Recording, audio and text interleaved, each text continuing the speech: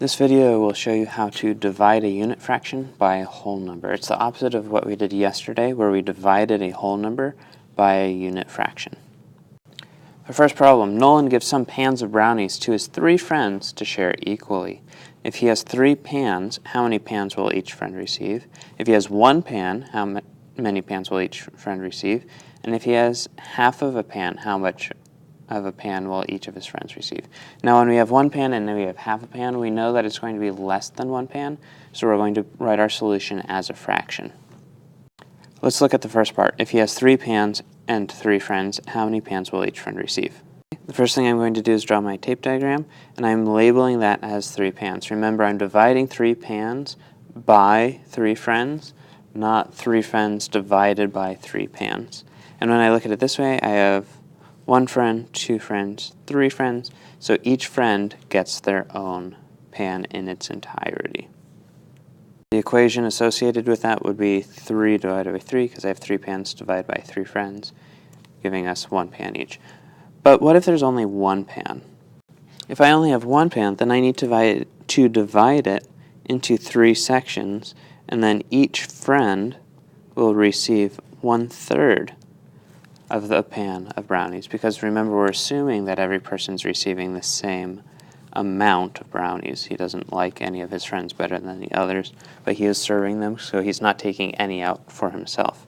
And the way that we looked at this is we have 1 pan that is being divided by 3 friends, which gives us our 1/3. However, what happens if we have only half of a pan? I want you to try that one on your own first.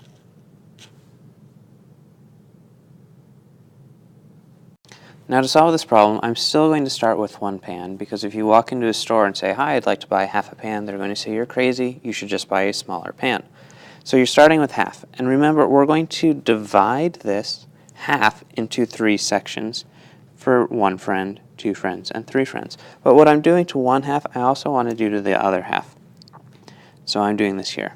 But I don't have this half, so I can't divide that among the friends. But I'm still going to cut it into those sections. Okay? And each person, each friend will have a different piece. And this friend will have 1/6 of the total pan, because there are 6 different pieces when I divide this pan into its different parts. So each friend is going to receive 1/6. And if I write the equation for that, I have 1/2 divided by 3, which will give us 1/6. And again, remember, because we split this half here into 3 pieces, we want to do that to the other side, and we are using our denominator as however many pieces there are of 1 whole. Okay, remember, we're buying that whole pan, not a half pan at the store. Try this next problem on your own. 1/5 divided by 2. The first thing I'm going to do is I'm going to show 1 whole, and I've split that 1 whole into 5 different pieces, and I've highlighted my green section as 1/5. Then what I'm going to do is I'm going to split this, each fifth, into 2 sections.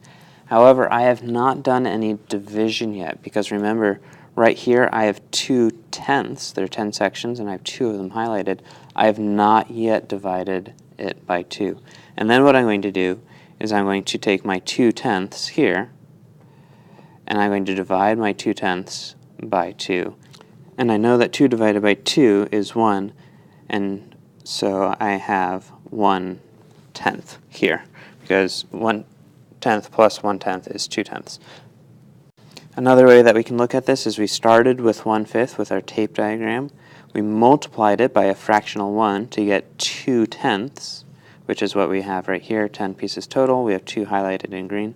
Then we took our 2/10 divided by 2, so we took this 1 section away, and then we have 1/10 remaining. Try this last problem on your own. If Monica pours half a liter of water into 4 bottles, putting an equal amount into each bottle, how many liters of water will be in each bottle? When I solved this problem, I realized that this is the same thing as 1/2 divided by 4.